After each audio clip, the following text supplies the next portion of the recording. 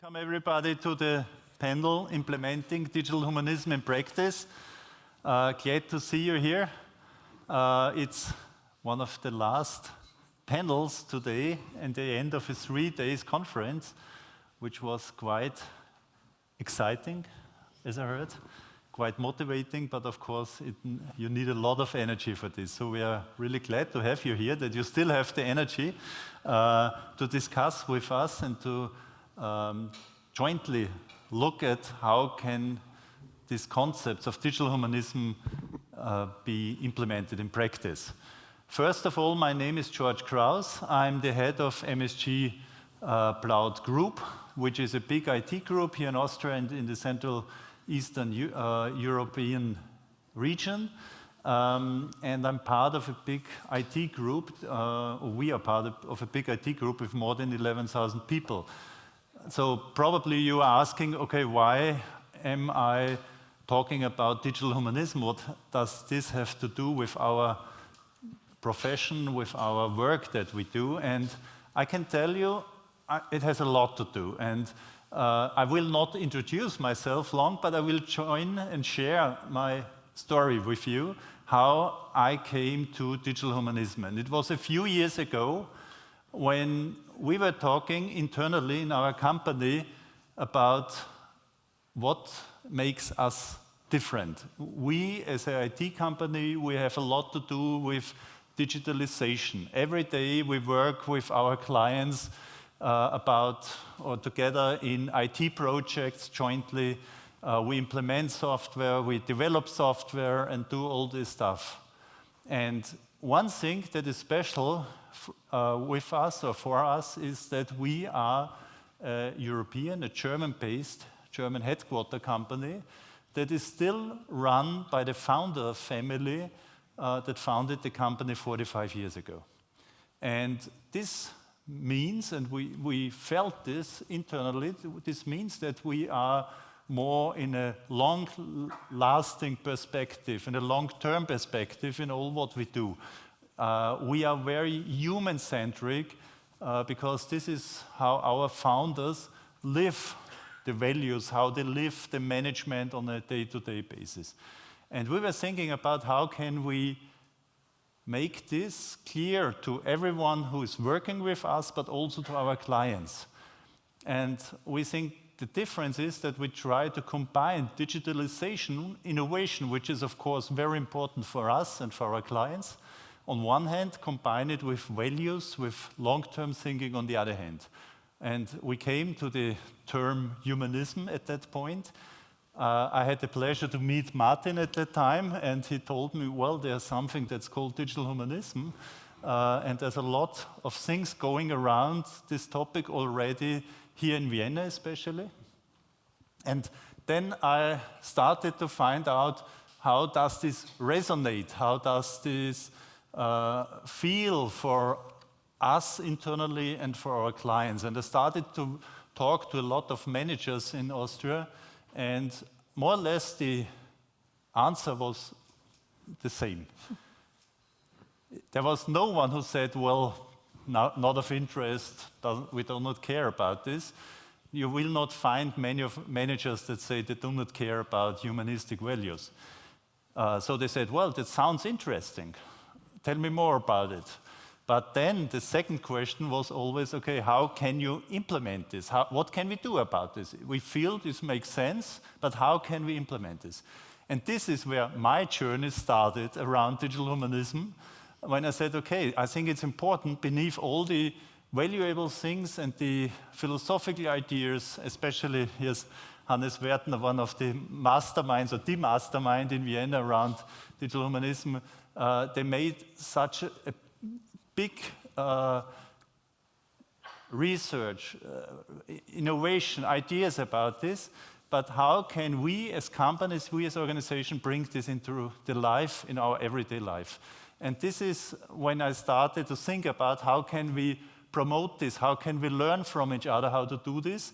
And one of the first steps was that I set out and asked many people to say, okay, what do you do about this in your companies? What do you do as politicians about in your political life, and as researchers. And the first thing was that we made a book about digital humanism, how to put digital humanism into practice.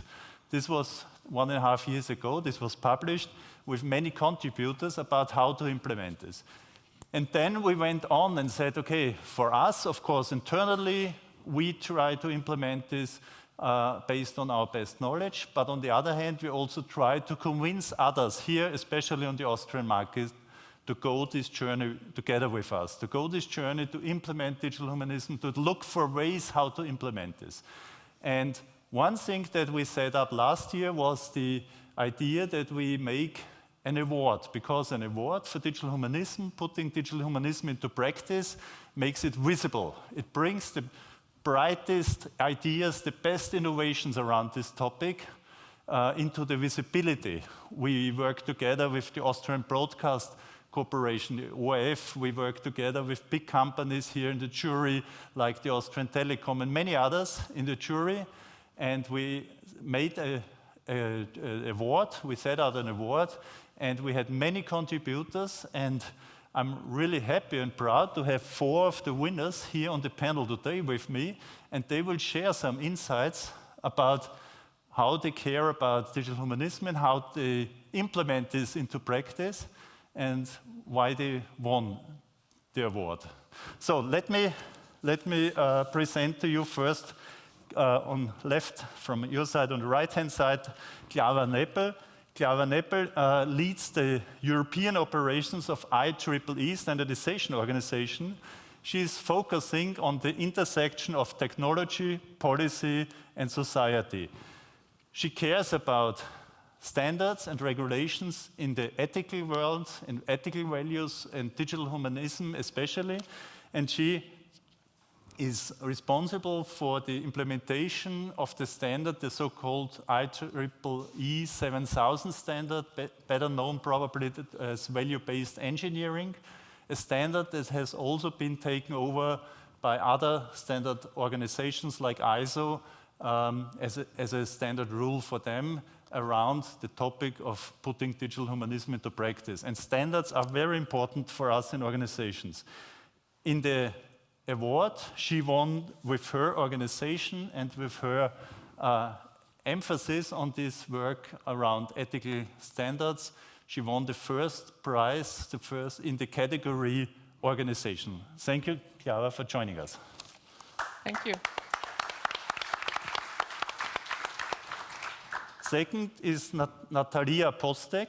Natalia Postek is a specialist in disability inclusion, and she leads the project Healthcare for People with Intellectual Disabilities and Communication Difficulties at the umbrella organization of Viennese social institutions. In collaborations with the clinic, with the hospital Floridsdorf and the Fachhochschule, the university kind of Technikum Vienna, she developed a digital tool for supported communication in clinical setting. This project uses customizable symbol boards and a software, and with this she won the first prize in the Digital Humanism Award in the category of projects. Thank you, Natalia, for joining us. Thank you.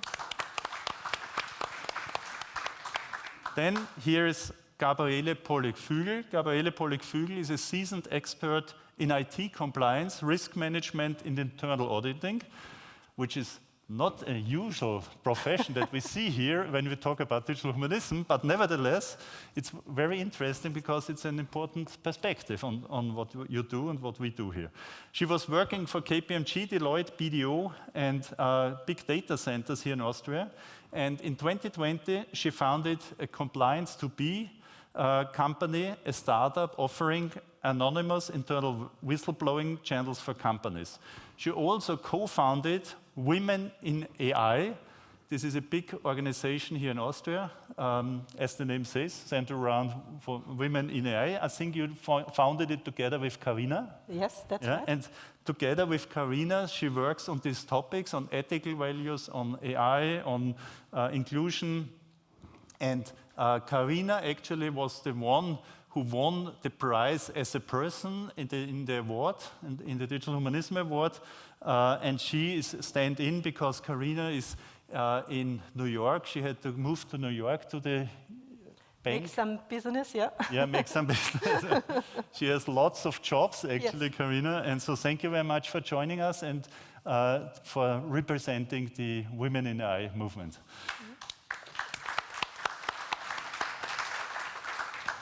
And we have also one male guy here on the panel. Normally it's often the other way around, but I'm happy that we have a different proportion this time. Martin Giesswein. Martin Giesswein is a faculty member at the Vienna Business University Executive Academy. He teaches AI, digital economy, and leadership. He was a long-term CEO and manager at international IT companies. But now he works as a speaker, advisor, and author. He has published many books. He's also part in this book, and we are publishing a second book right now. You will come to this later. And he is one of the big contributors to digital humanism for many years in collaboration with the city of Vienna and many others in relation to this. Martin is also the winner, together with Karina, as in the category Person of the Digital Humanism Award this year. Welcome, Martin.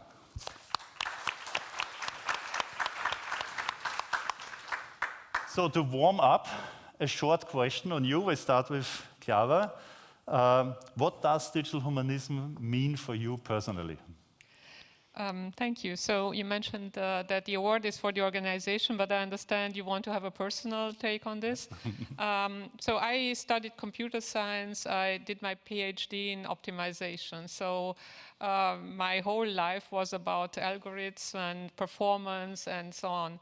And then I moved to industry. It was a lot about profit. Then I moved to the European Patent Office. It was about innovation and technology.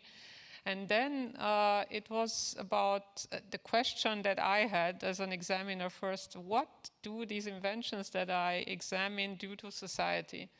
And I couldn't really find it inside the institution. So, I started engaging with what does technology mean to climate? What does technology mean to, different parts of social life? I moved then to IEEE because I found there really that's where they started ethically aligned design. And so for me in practice, it means really to work at different levels and try to build these new metrics, the metrics which include, besides profit and performance, also planet and people, and also includes, besides the usual risk that we have as computer scientists, security and safety, also risk to human rights. And we try to do this, from bottom up, so with our technical community, because we have a responsibility of how we build this technology, to the decision makers, including, the different policy makers and institutions, such as the EU, but also international organizations, the UN, OECD, and so on. Thank you. And of course, this is a personal question, because I think all of you and we burn for this issue. It's a belief, it's a motivation for us in many aspects. So this is a very personal thing, actually. Please, what is your... what does it mean for you personally? Yeah, so I work in the field of people with disabilities, and for us the main part of our work is the UN Convention on the People of the Rights of the People with Disabilities. And big parts or main central points of this are participation, person-centered planning, and also the goal of self-determination for the persons with disabilities. And I think these are main parts of digital humanism too. So that's why I burn for what is important to me. And I think if we think about people with disabilities, one role model that comes to our minds very often is Stephen Hawking.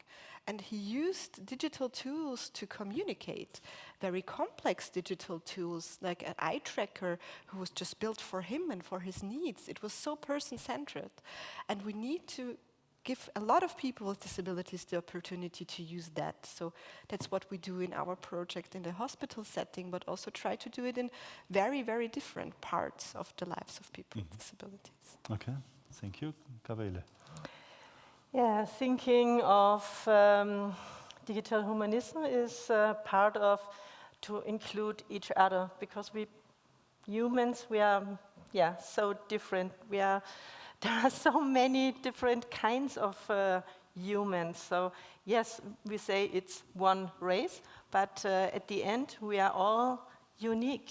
Every single person is very unique. And when I started with business, I don't know if you can remember, we got so big books to handle the software properly. So it was not a nice way to learn how to deal with Word or Excel. So you have to read much literacy to come into all of these software. So only people who get trained have the power, the magic to get good results from this software. But that could be not the right way. And it was a good roadmap until now, that we can include more and more people, but on the other side, we need to have a look in these software systems that they work properly. So all the software which we put in is being processed like we would expect that they are processed. And this is why I'm an IT auditor. So I have a look on all these algorithms. It's artificial intelligence, or is it a rule-based software? Doesn't matter. You can have unethical aspects in all these software programs, but hopefully I find it. And it's good because digital humanism is not only about AI. So, because if you look at the topics normally covered on conferences, even this one, 80% is AI, yeah? But it's very important because it's new, and of course it's of high importance to have some ethical views on this, but there are also many other aspects aside of AI. Yeah? Martin. What makes digital humanism very tangible and concrete for me are the discussions with my two daughters, 13 and 15 years. And it's about social media. It's about TikTok. And I'm also on TikTok simply to have the possibility to talk with them about it, to have this human discussion again, because otherwise I'm losing them for more hours per day to TikTok. And when I'm in it, I can discuss with them. And we made some discussions, and at dinner table they say, do you think it can be true what they say on TikTok? So we start a human discussion.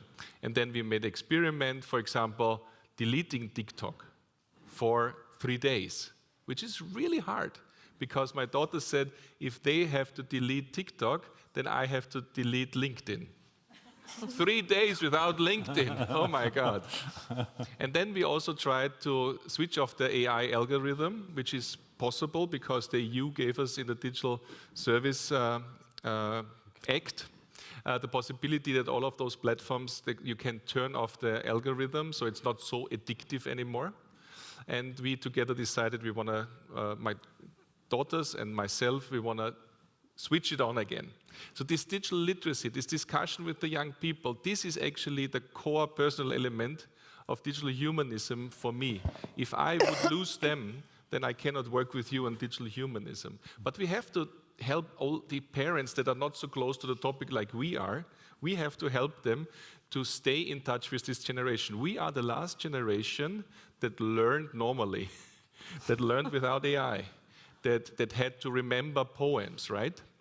We're the last generation, and we are this transition generation to our kids, and it's very, very important. It's very personal, it's close at heart, and that's given me the energy to work together with you on this endeavor of digital humanism.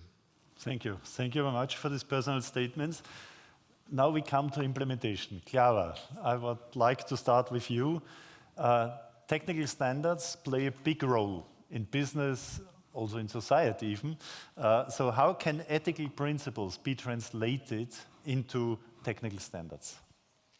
Thank you. So I wanted to go back a little bit again in history and see how we arrived here. Yeah, so I started in 2017, almost started considering coming to IEEE in 2016. So I actually joined in 2017, and as you can see. In 2016, there was this discussion, and I have to just make a small correction with not only a standard setting organization. We are actually an association, a technical association with almost 500,000 members worldwide. So a lot of researchers and individual members are part of this association.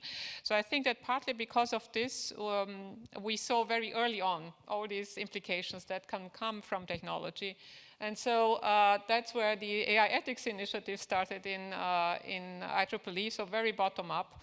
And I think it was also the first time where technologies really actively invited others, like philosophers, ethicists, and so on, to discuss what does it mean? What kind of impacts can technology have on society?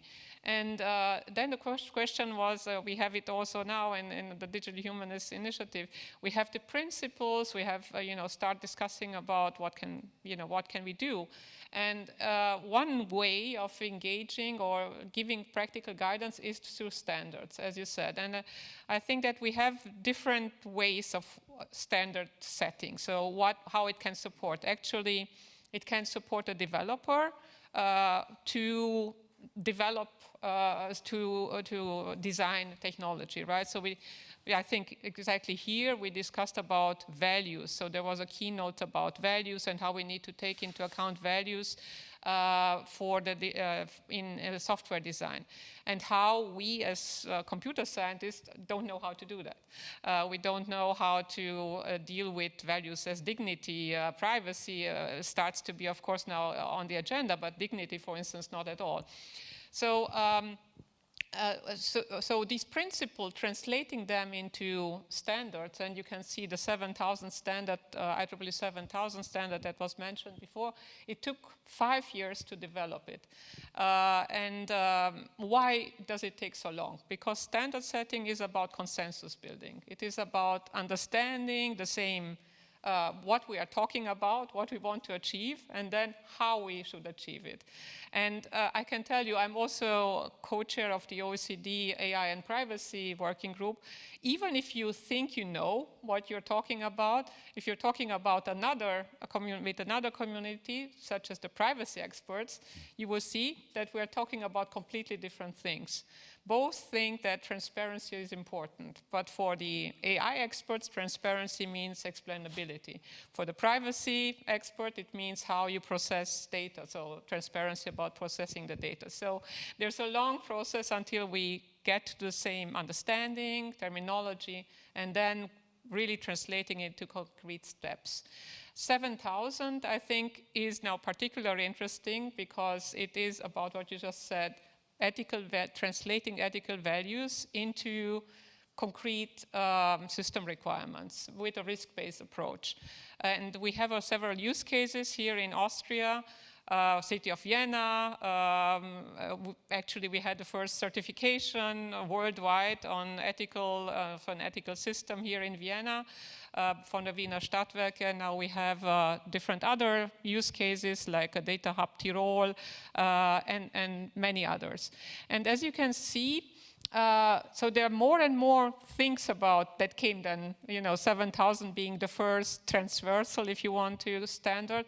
Then we saw, okay, maybe we should go more into the verticals and see what does transparency mean, how we define it, what does bias mean, what does accountability mean, what does governance mean, and so on and so on. And I mentioned it before we had another session. The way I see it is just like the automotive industry, where we started at the beginning where we didn't even have traffic lanes and infrastructure, and now we need to do the same thing for digital. We need to build the infrastructure, starting, from the data infrastructure to all the rules that we need in order to to have the innovation that we want. And just to mention about your point on children, we have, I don't know if it's there, but we have one standard, because the problem is, in the digital space, we don't even know if there's a child online. So there is, you have to say, are you, above 12? And everybody can say yes. The big problem with big tech was very often they said, well, we cannot really know if, we cannot implement it. So it was important to, again, have another standard to say, actually, you can do age verification, and you can also do something when you know it's a child online to actually have data not collected so that they're not manipulated and so on. So it's different ways of how you can use standards also to protect different groups online in the digital space. And I just wanted to bring two new aspects that I think are important. We're talking about digital. We should really talk also about data, because we have now more and more, data quality in general. That's a known problem. We also have synthetic data, and synthetic data can be also very useful. We can actually take protected data or sensitive data and make a synthetic data set which keeps the statistic integrity of the data. But again, you can also make some enhancement. For instance, you can say, in my historical data, I did not have too many women represented, so I'm enhancing it. The question is always, who is then, how do you know about the quality of the data? What kind of governance mechanism can you have there? So just wanted to bring that up. It's also on our agenda, and actually also here in Vienna we have the co-chair of our synthetic data group. And the other thing that I wanted to bring up is really the systems of system thinking. As was mentioned before, yes, when we're talking about digital, the new kid on the block is AI. And in AI, the new kid on the block are agents, right? So, and I think that there are new and new things that we have to think about here, because we have non-deterministic behavior inside of AI systems. But if they start working together and they're communicating among themselves, we have even more non-deterministic problems, and for sure also failures. So we also have to think about really fail-safe design and make it as a requirement. So thank you. Thank you very much. I think the example and the comparison to the automotive industry is very appealing, that you have to build this infrastructure, and then at some point it gets normal. You get used to this, yeah. Okay, thank you. Natalia, it's a fun fact that today, 28th of May, is the International Day for Easy Language. So, einfaches Verstehen. And this day is a perfect link to what you do. And you mentioned it already in your intro. You are working in the field of communication with people that don't have full abilities to communicate. And you said before, and this makes me kind of proud actually, that you say with this award, this kind of work gets some visibility that you normally don't have to. So can you please give us some insights on your project, your work, and so on, and what you are improving with this? Yeah. Thank you. So maybe like story for you to go with me on is the okay. One point. Imagine coming to the hospital and you had an accident, you feel sick, you're stressed, something hurts maybe. And I think every one of us had this situation in our lives before. We went to the hospital, we were stressed. And the point is, how do we communicate with the persons in the hospital? How do we can say, where does it hurt? How long does it hurt already? How long do I feel sick? What happened? And for people with intellectual disabilities or for people with communication problems, it's highly hard to say what happened. And there are not always support persons with them. And it's really hard for them to come to a good and proper help at the hospital. So what we have done together with the FH Technikum Wien and Clinic Floridsdorf of the WIGEF is that we have a pilot project where we designed imagine-based communication, how it's called. So it's our pictures, where people with communication problems can come to communicate with the persons in the hospital. What we use is Asterix Grid. It's a browser-based open source tool, so if you stay longer in the hospital, you can take it home afterwards. You don't need any special devices, because at some point in the field of people with disabilities, we have programs that are mostly expensive or where you can just use you having an iPad. So for people having financial problems, getting an iPad and buying a program, I don't know, I will use it, is really hard. But with Asterix Grid, you can just use it on your mobile phone or any tool you have. And it gives people the possibility to come to communication, and it also uses free-to-use symbols, so you don't have to buy the symbols that they are implemented in the program. So that you can see how it works. This is the start in German for the clinic. This is a symbol point for the clinic. And for me, important part is also that Asterix also has a radio, and it also has YouTube. So you can use media on your own. The FH Technikum also has a project where it makes devices that you can use to go through, so like clickers or eye tracking is not in it because it's very expensive, but small clickers, they're very cheap using 3D prints. And if you go through that, that's like another picture. That's what things that are important to me. I like something, I don't like something. And it's important to say, I don't like to be touched on my shoulder. But if you have communication problems, you can say that. And also for the persons in the hospital, it's important to know that. And maybe something, you can change it also in the language, so that's in English, where you just can say, how do you feel? And if you're worried. An example we heard often from the person in the hospitals is a lot of people have pets at home. And if you stay longer in the hospital, it's important for me to know someone is taking care of my dog, of my cat, or of my hamster, whatever I have. And it's important to ask, did you ask the persons that support me if they take care of my dog and my cat? And you can also put your individual pictures in it, that's important for us.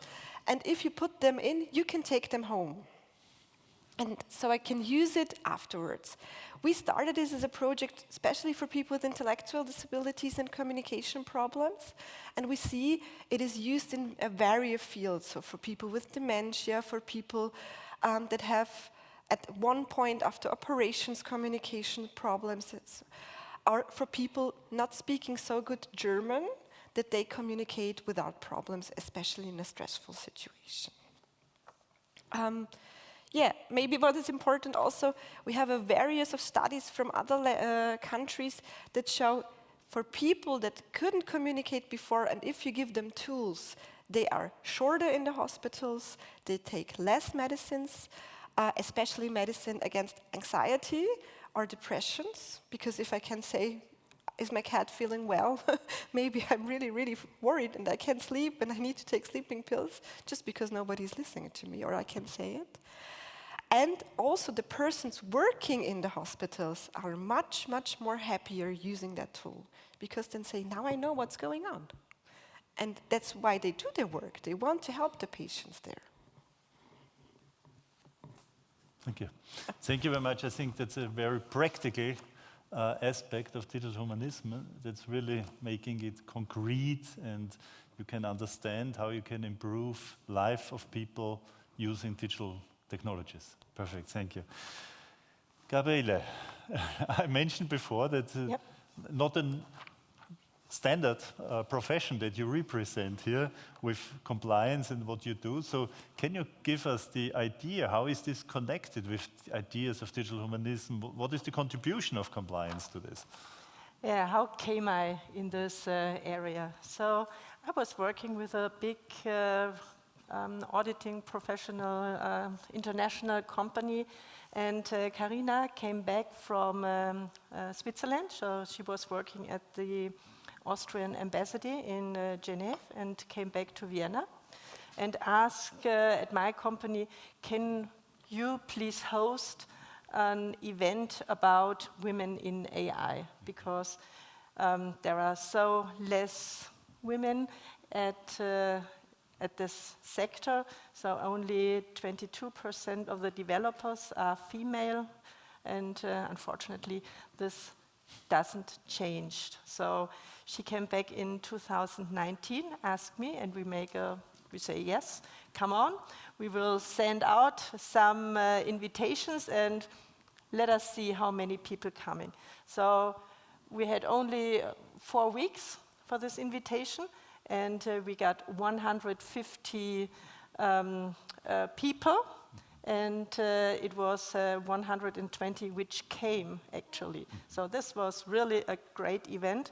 And after this first Women in AI event, we said, okay, let us found a foundation in Austria which supports women to be more visible in this area, helping companies to get a female aspect into the artificial intelligence projects or other projects too, and even got more female employees, because in this area it's not so easy to get a female employed. Yeah, so this was 2019, and we started with Austrian Foundation in 2020, and until, I would say, February, we got 200 members. Wow. Not all are females, we have 3 to 5 males. But we ask, so every time, so you are not excluded, please, if you are interested to do more for females in AI, please come to us. And our foundation is part of so many European lighthouse projects, like Fair AI, which is dealing with trustworthy AI algorithms, or Kreisbau, which is dealing with materials in construction companies. How can they be recycled or be more, that the environment is not so much impacted, in the building aspects.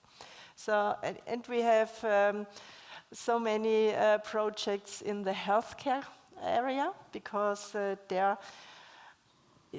explainability of AI system is very helpful, because if you are as a patient in the hospital and you are asked, can we use your data to train our AI systems? You normally would say, no, I don't want everyone in the world getting my, my illness and how I suffered on all these aspects. So please don't do this. I will have more privacy.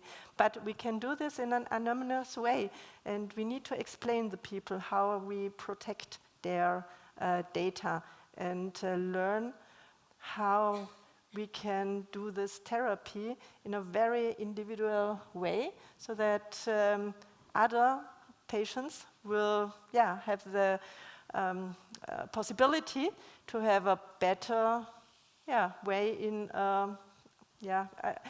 not always that the illness is gone, but that you have a better life quality.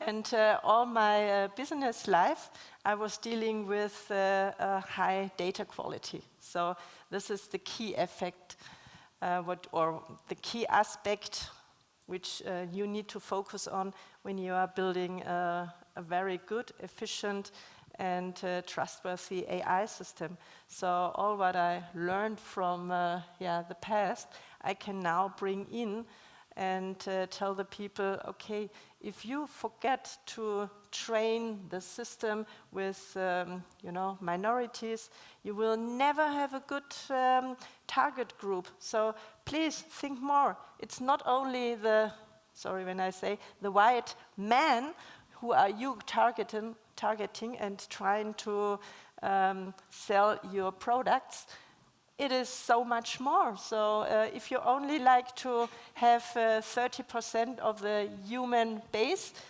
that's fine. But don't tell me that you will not get your revenues at the end of the year.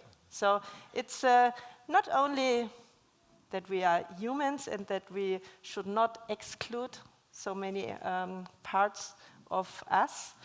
It's more, think if you would like to have all the people in your target group, which you offer your products, or if you would like to have only a very narrow part of it. And this is what I actually do in business, yeah. One question. The big companies every year have their auditors. Yes. And part of the financial audit is also IT audit. That's right. What is your idea about the future? Will in the future the auditor also audit the AI systems during the IT audit for reasons of transparency, compliance, etc.? Yes, we need to do. So I'm a part of the Kammer of the tax advisors and auditors in Austria, and we already have a paper published what the annual auditors have to audit if their customers uses AI in the accounting or in their revenue system or other aspects which come at the end into the accounting system. So we just started with that, and year per year we will have more concrete rules what they have to look for. Yeah. I hope you also bring in the ethical values. Yes, we do. Okay, yes. good. Thank you. Okay, Martin, you come from the business, you understand business, you can talk business, you also understand policy and this kind of things, and you are working for many years now on the intersection between philosophy of digital humanism, bringing into life, into real life, in the business. Can you give us some examples from real life? Yes, absolutely. And this is so important, and you know it because you do a lot of speeches and you're also teaching digital humanism. So for us, examples are so important because science, thank you very much, you laid the foundations. So it's very good. So we have to bring examples to teach people, especially executives. A very broad example is one of the city of Vienna, the Kälte app, an application that is about saving people, homeless people in Vienna if they're out there and it's a very cold night. Normally you would say an app normally wants to be commercially profitable, it shall collect data, but this is a digital humanistic app in essence. This is one of the strongest examples for me because come with me on this journey. You are leaving a bar or a restaurant with your wife or your partner and late at night in Vienna, and you go to the train station and you see a homeless person lying there and you are afraid that this person will not survive the night because of the strong winter, the freeze. And of course, there's value at this moment, there's value considerations. You don't want to touch her. Maybe you are afraid to hurt this person, to be hurt. You cannot leave this person alone. So with this app that you have installed as a good digital humanistic Viennese person or a tourist here, you just say, I inform the expert team from Fonds Soziales Wien. They come with the emergency team, but you can give the information. Is this person alone? Is a kid involved? Is it gender? When is it? And so on and so forth. And then at the next step, you can make a GPS connection and the emergency team comes within a few minutes and you can save a person's life with an stupid app. And this is digital humanism.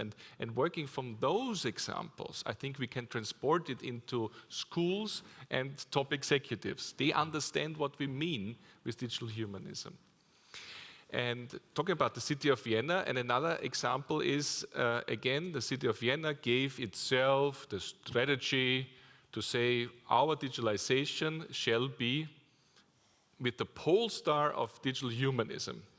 And this strategy was not for the library, it was for execution. So we have the strategic head of the IT in Vienna, Chief Information Officer Clemens Himpele with us. You will hear him in 1 hour here. Very good, very good. And you said to us, to administration and to people from the community, let's test this value-based engineering, this IEEE 7000 standard, let's test it.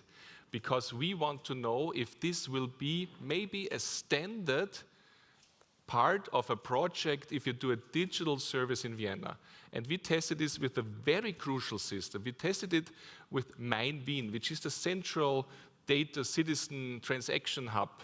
So this is really core because passports, authorities, dates that you have to think about. So it's very sensitive. And we executed the process of 7000 value-based engineering. And the most important part, and it shows again the digital humanism, let the stakeholders say which values might be touched. Don't think, okay, it can be unfair, maybe the language. No. You remote yourself as a designer and let the stakeholders tell you which values can be touched, infringed, or even fostered. And then translate this with the stakeholders, with the people that really have to use it, translate it at the end in a better system. And the coders are very happy. They get system requirements that have a value-based background. And not only the city is using it, also your company is using it. You also have experts, certificated experts in that, and you're using it with your company and with your customers. And I think this digital humanism and the value-based engineering, it's like when you go into a room, when you enter this room, you open the door. It's a natural step to go into a room. The room is the system, and you make value-based engineering to come into this room in the right manner, and you want to design the room in the right way. And currently, we have a lot of companies, all the digital giants, that go through the closed door. They break through. They break through into our intimacy. And the reason why we have here DAW48 is because Clemens simply said, in all of the points, and this is the point 48, I want to have proof points for my agenda, for my digital agenda, and making value-based engineering, testing it for the city of Vienna, is the point 48 of your strategy, and we are complying with this, that it will be the next project ahead. So we are doing it. Doing it is a very strong point when it comes to digital humanism. And we have to learn it. Also, the executives have to learn it. Also, the business women have to learn it. And this can be learned. And it's, as you said, Sarah Spiekermann was very, very strong from the WU Executive Academy to foster this standard. And there's the Value-Based Engineering Academy. And one of the co-founders, Mario Tokatz, is also here. Go talk to him. In this academy, also I learned how to deploy digital humanism in a system. Any other alumni of that? Tanya, you did. Mari, yourself, myself. We all went through this. We learned again how to have 3 days in the beginning, and I really invite you to those 3 days of digital humanism in the Value-Based Engineering Academy. It's like a self-reflection. 3 days talking about ethics, talking about system design. It's better than going to, I don't know, India and having a retreat or something. Go to this academy. It's so much self-reflection, and it strengthens your back to also go then through the projects when the customers say, and how long does it take and how much does it cost? Yeah? They said, do you want to have a good system or a system? It's very helpful. We're trying. By the way, Sarah Spiekermann was at Frühstück bei mir this weekend. So if you want to hear her interview, it was really great. And it's all happening here in Vienna, and we do it for the whole world, and it's international standards. We're trying to compile as many companies and administration offices that are doing something for the digital humanism, and we are handing this over to your initiative, so it shall be like a blueprint for the European way, connecting, collecting everybody that is doing something in digital humanism, a lot of companies, but administration, science. And Georg and I, we are having a request to you, so you should also do something in the next months. If you like to be a co-author, if you want to have an article in the Springer book series that will start, then please come to us.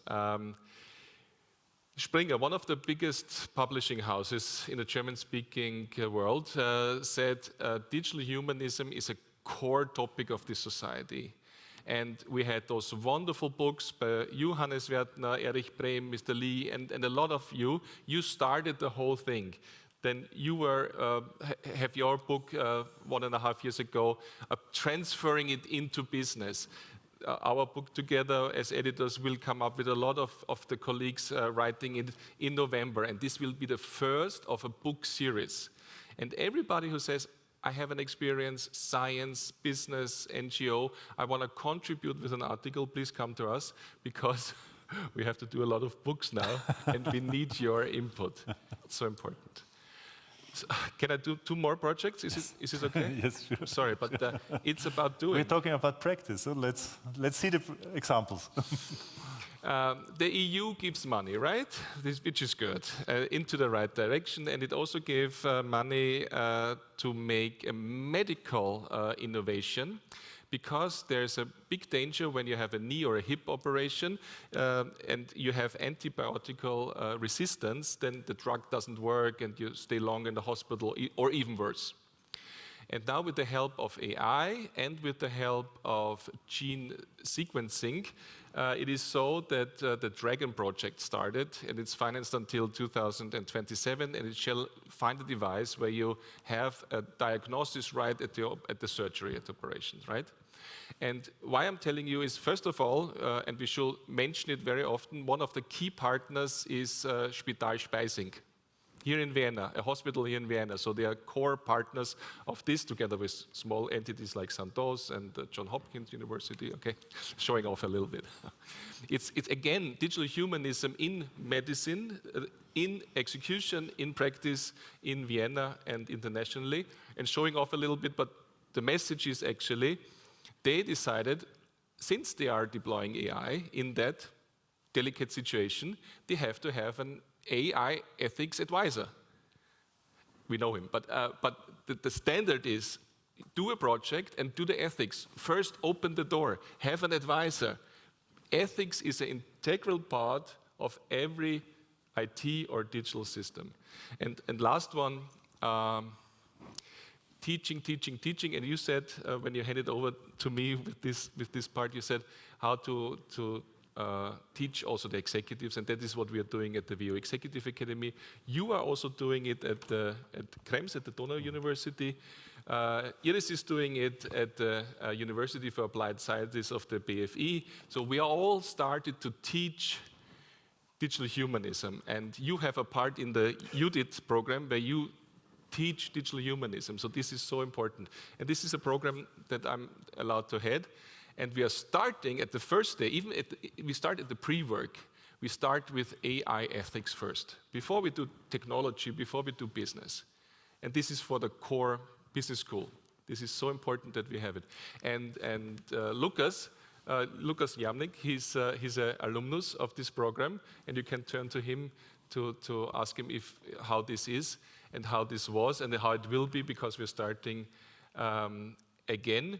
And for you, it's totally normal that you even sign up here as a volunteer for this conference, right? You spend a lot of time with us, you worked as a team member. In your real life, you're heading the legal department of an Austrian scale-up called NEOM, right? So he's an executive. He's that executive, but he wants to spend time on the courses. He wants to spend time here on this conference, because for you, digital humanism, as a legal head of a digital company, is totally normal. And that's where we have to come with all of those examples, and we go on with practical implementations like this. Thank you very much. I think, to sum it up a little, what my personal belief is to bring it into the organizations, companies, but also administration, everywhere. How do we bring these ideas, apart from like Vienna does, where they do it for years now, starting from the top? That's the perfect way. But I think to bring it in a broader community, what is really important from my personal belief is examples, good examples. That's why I'm always happy to find good examples like yours, and so to have these examples. But what is also important besides these examples is teaching and training, of course, but also to have some framework around it, like standards, like what you are working on, like compliance or audits, and etc. But there are many things that work around to help to bring this into real life.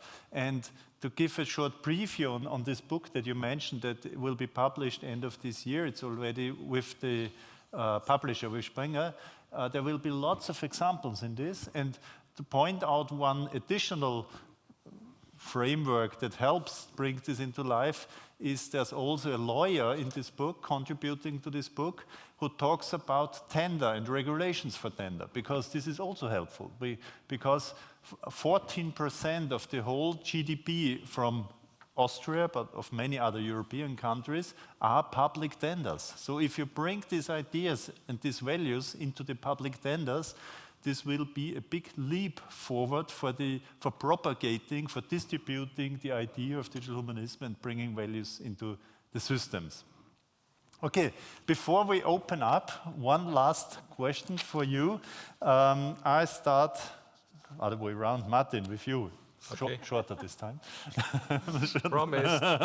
Promised. What is needed to bring digital and AI competences into business?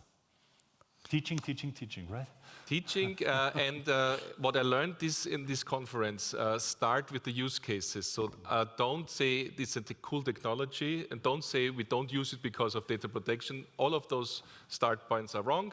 Ask the employees and the management what would be the use case. And also Clemens over lunch had a lot of very practical use cases, how to save time with very basic AI functions. Let's start from there and do it in the implementation in an ethical way.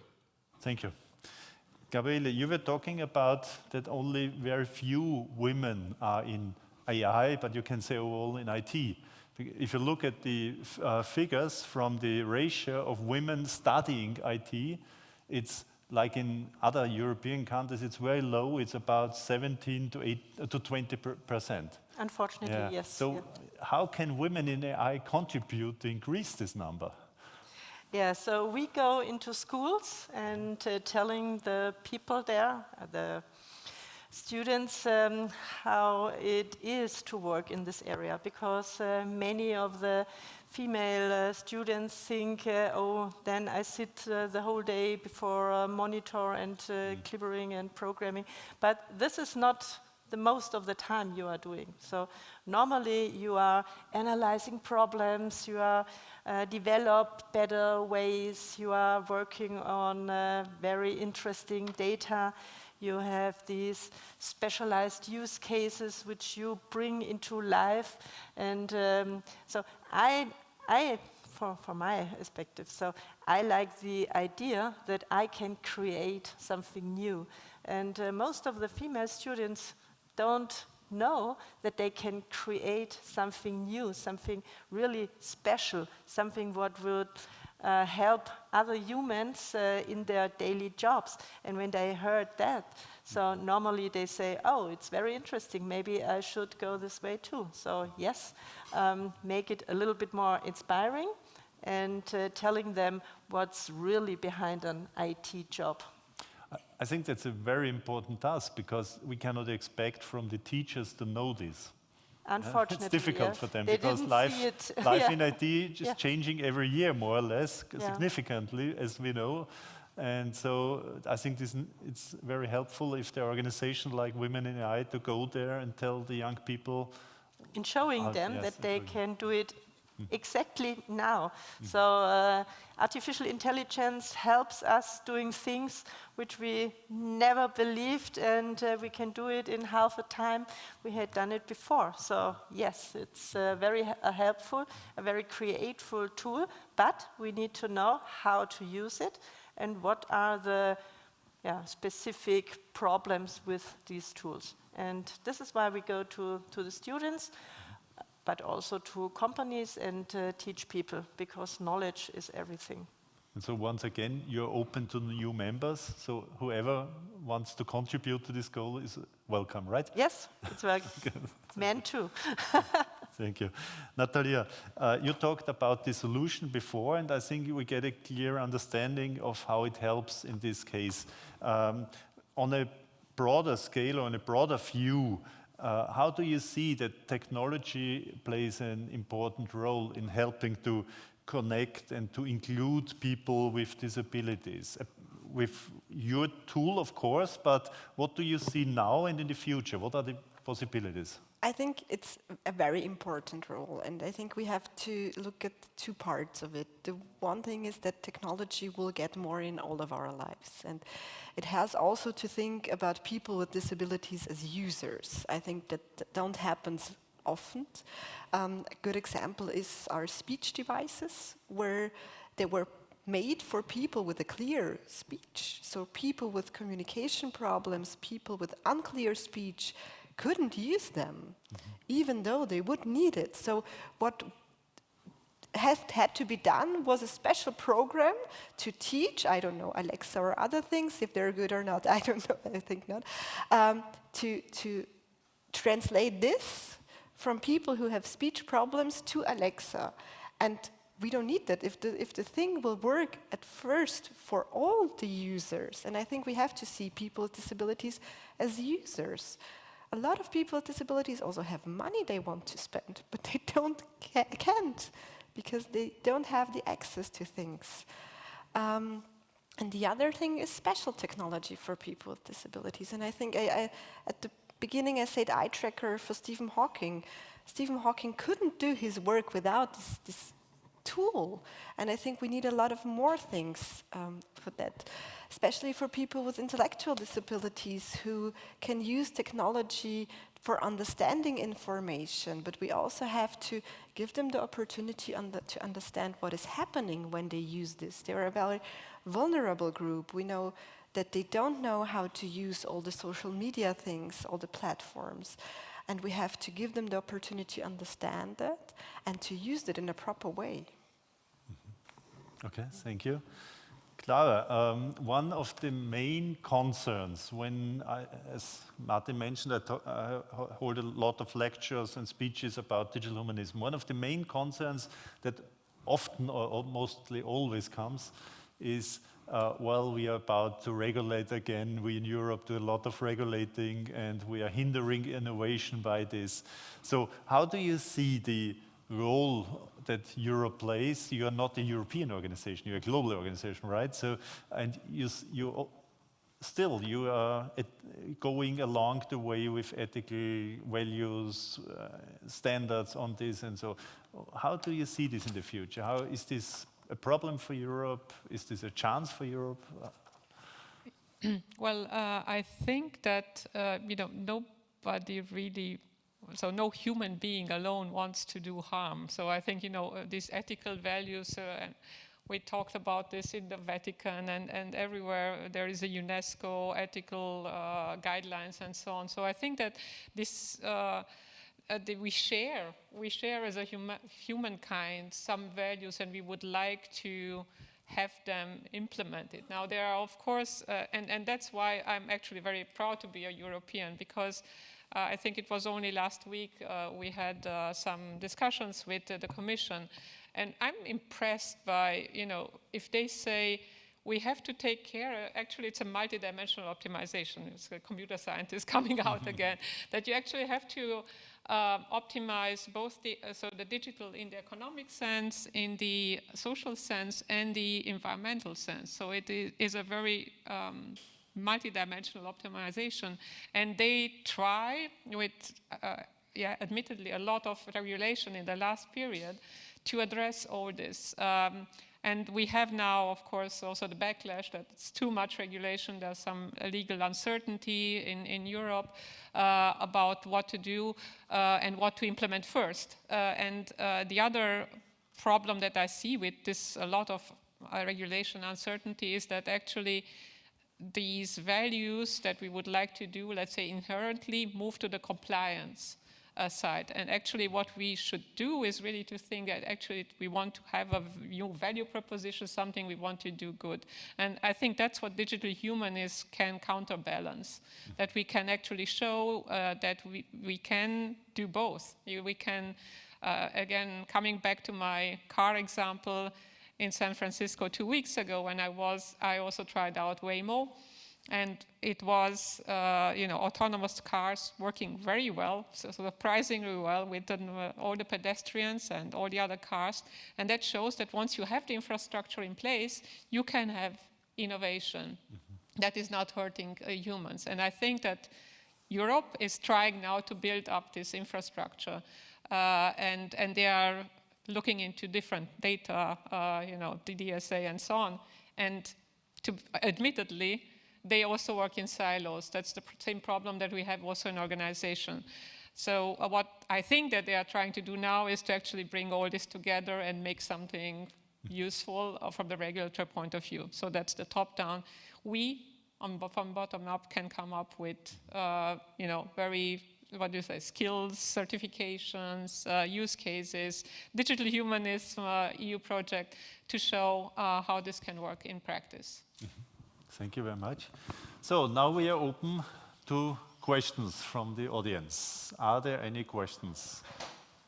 I think we got a microphone. Who has the microphone? Yeah? Okay, please. Okay. First of all, thank you. That was really, really enlightening. And thank you. I just came back after 26 years abroad and joined immediately AI in the AI platform. So thank you for inventing this. So I've been working abroad as what we call human-centric digital transformation from an organizational side. So I heard in this conference and from you, so there's a side that technology is taken care of, but my worry is that AI is now technology on steroids. Mm-hmm. And it's I see a very kind of technology deterministic view in implementing this in organization. I'm on the organizational designer and organizational culture side.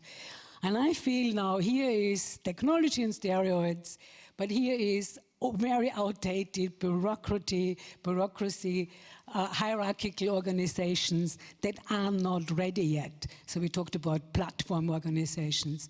So that is my big concern, that now here comes technology, and I'm glad to hear that legislation, everything is taken care of. But the organizations are outdated, not ready. The leaders are not ready. People are not ready. And there is a great, what I see the possibilities that technology can enable innovation, as you mentioned, free people up for innovation because it take kind of. So what is your view on that, on the organizational side? Because most of you work on also organizational side. What is your view on that? Because we need to take them on the journey as well. Mm-hmm. Who wants to give an answer? Gabriele. Yeah. So the first. Not an easy question. Not easy to answer. Probably. Yeah. So the first aspect is every organization is different. So I learned that many of the more middle-sized and smaller organizations trying to get some training for their employees so that they can work properly with generative AI systems. And this is very good. And the second aspect is, you said AI is software on steroids. So yeah, maybe. But I think there is a better picture. So I always say an AI system is like we humans. It must be go to school, learn much things, and then it can work. So we, as a human, we need, comes to the specific profession between, I would say, 18 and 26 years, so we can work really good and are not enough experience to do the senior work, but can do some of this. And the AI algorithm have to learn too, because no yeah, no one would do a teenager standing in front of the big machine doing all these production things, you know. And at the moment, for the most companies, they don't have enough data to train properly their new AI system. And this is a very big problem, yeah, because they need millions of data, which should come from humans, because they are a little bit different to the synthetic data, which are built or created only for these specific aspects. So they are not so good to learn specific situations. And so at the moment we have really many AI systems, so in the teenage age, and they are working in the companies unmonitored. And this is a really big problem. So I would say it's more or less the systems which are at the moment in place are not enough monitored by experienced people who can see if everything is correct, or we need to hop in, so human in the loop, you know. And we have many conflicts and problems which occur about this situation. I would like to add one thing, that the fuss about AI in the media and conference, even in organizations, is not representing the reality in the business. We must very clearly say. Of course, you have to distinguish, like machine learning, which is also part of AI. Well, that's tick off, that's done in every production manufacturing company. They use this for many years right now. So this is not what we are talking about. This is quite clear. And what we are not also talking about, of course, Copilot, etc., on a workplace basis is more or less standard already for some work. But the impact on the business process, on the way how business is done, I fully agree with Gabriele. I think AI is not ready for the business, not the other way around, not business is not ready for AI. I think it will take some time, because for business processes, we need something stable, reliable, transparent, compliant, etc., etc. And this is the hurdle. I mentioned before, we're a very big company. We have 7,000 people in Germany, but we have only very small use cases in big companies installed, because it still is difficult. But I think in a few years, there will be a real boom. Yeah? Now it has more talk. Clemens, you're not, right? There's more talk, but of course, we have to talk about it. We have to try it out. We have to start with small use cases. Yeah? But I think the organization will adapt to this during this time. My personal guess. Anything to add, Clara? Well, I think that the question of what you can do with AI, that's where you have to start. For the moment, what we see is more efficiency gains. Like this is the most important use case. And that is maybe, again, we're talking about digital humanism. It is one of the things that we can achieve, but actually what we would like to achieve with digital and AI is really to see something new, right? Some new creative solutions and so on. And I think I don't see a lot there. And maybe that is also, again, coming back to the silo thinking. If you really want to embrace the whole potential of AI, you really have to go across silos and think, what is it, what we can do differently, what is it where we can innovate. And that's what I would like to see more. But that means a completely different mindset first, and then, of course, also complete different governance, because then you need to have all the skills in place. You need to have not only the teenagers but also those that are monitoring them, having the skills necessary. I'm in the AI Advisory Board of Austria. You need to implement the whole infrastructure, market surveillance and to have the skills there, the certification bodies and so on. We are actually having those certifications, as you know, also ethical certification skills that we are trying to establish, like a kind of competency framework. So all this needs to be implemented, and it will take some time. On the other hand, what is really frightening, I mentioned it in the panel before, again in San Francisco, I saw at least 5 or 6 advertisements. Are you still hiring humans? Here are the agents. And people are, I mean, I think we heard also that Clara did this and then they rehired them because you cannot work with teenagers. But I think once it's stable enough, people will do this. I mean, they are ready to do it. I was shocked to see, even established organizations that, how can we do it as quickly as possible? So I think that there is going to be, you see the extremes right now. Yeah. Very, very, those that are very cautious and not do, they're only the proof of concept, and others that go very quickly without thinking about any consequences. I think that's one of the big differences between the European and the US approach, right? The US say, okay, let's just try it and see what happens. And if something bad happens, okay, we'll fix it.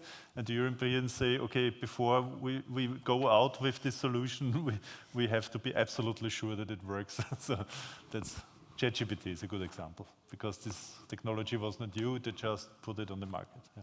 If I may, I really would just like to come up with another. I'm also in the jury of the Austrian Business Agency on adoption, AI adoption, and one of the requirements is trustworthiness. And I think, I've been now for 2 years to see also the projects and also how this the difference between the proposals, if the projects have to think about trustworthiness from the beginning, is really interesting. And to see from startups to very established organizations that think about, very seasoned executives coming pitching their AI projects, is very nice.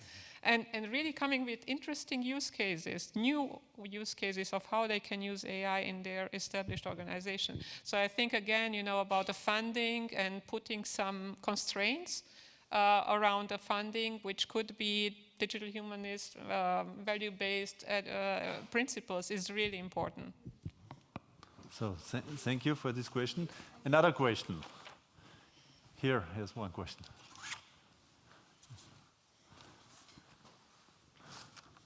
Thank you. Hi. I got a question regarding a practical implementation coming soon to Shopify, because I remember an internal memo from the CEO of Shopify that AI agents are coming and you will treat them not as tools but as team colleagues. And I think that's a sharp difference, because you use a tool but a team colleague is maybe asking how you're doing and is quite different to today's ChatGPT and so on. So I think that's a quite deep implementation of AI with a very human factor, and I would like to ask you about your feelings regarding ethics. Is this ethical, an ethical practice and implementation under the umbrella of digital humanism, if you make these AI agents, which are coming soon, as human as possible? We can refer to that point with Julian Niederrümelin, who made it very clear, and thank you for this example.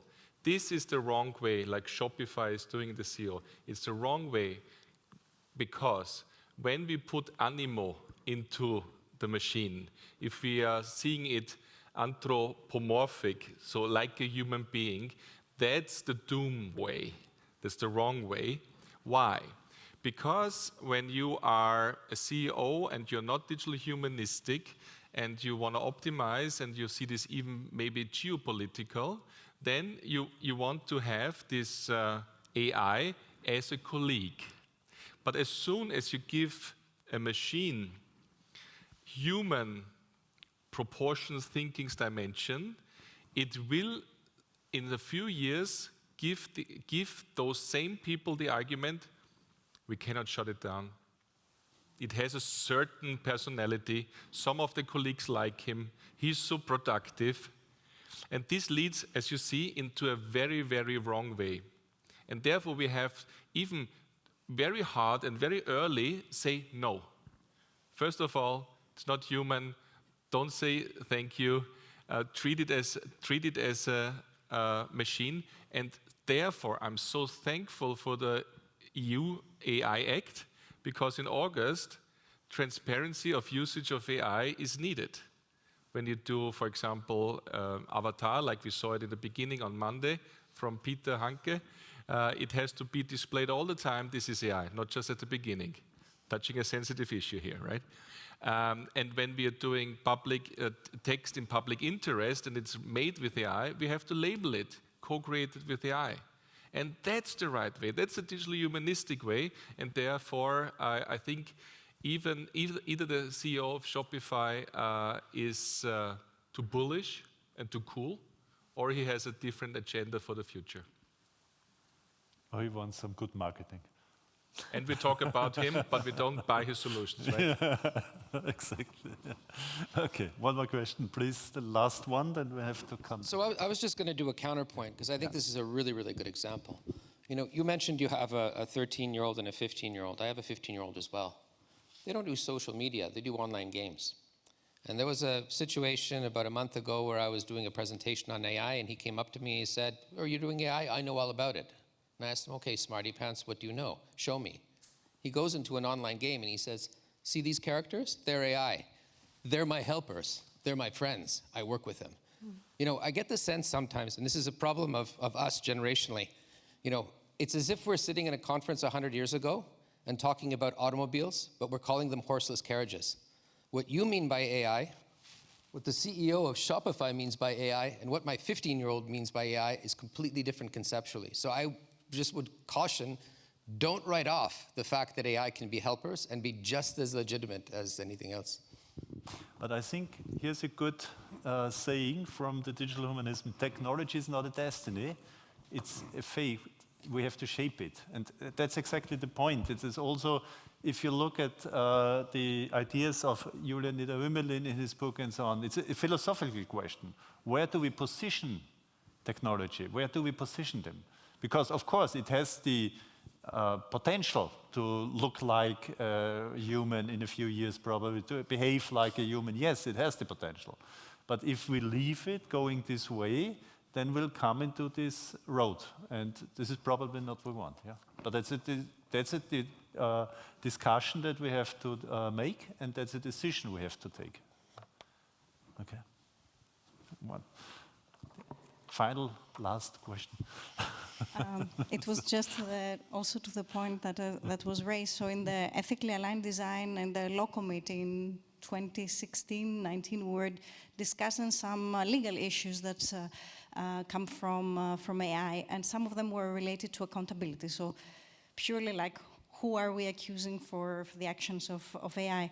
So one of the options was we provide like the personality right, you know, the AI, we see this as an entity which is accountable. And we very quickly steered away from this notion because there are also discussions at the Council of Europe, for example, when we start saying then that opens the door to, are we looking at human rights of AI? So that is, or the digital humans or avatars, or again with a question, can they die? Can we turn them off? Can we? So this is, it may start as with a certain logic, but quickly it can become very, get out of proportion, the discussion. Absolutely. No, I think that's a very big question, actually. It's late in our panel, so we have to close it. But I think that's a good point, probably for next year panel around these philosophical issues, because they will come more and more into, how do you say, into presence and into our reality. The potential of this becomes bigger and bigger year over year. So, but we have to close now. Thank you very much. Thank you very much for sharing your thoughts about this, for sharing your ideas, for burning for digital humanism and making this life and a reality in your daily jobs. Thank you for joining us here. And I have to announce the keynote, the final keynote, the final statements, the wrap-up has been taken a little bit earlier to 5:45. This means in 15 minutes. I think, Clemens, it's here in the room, right? Here in the room in 15 minutes, Mr. Clemens Himpeles from Vienna, together with Erich Brehm, the president of the Digital Humanism. They will wrap up in a short, moderated discussion the 3 days. So I hope we see you all here in 15 minutes. Over there. No, over there. Sorry, on the other side. I just got the sign. It's not in this room, it's on the other side. Thank you very much. Thank you. Dankeschön.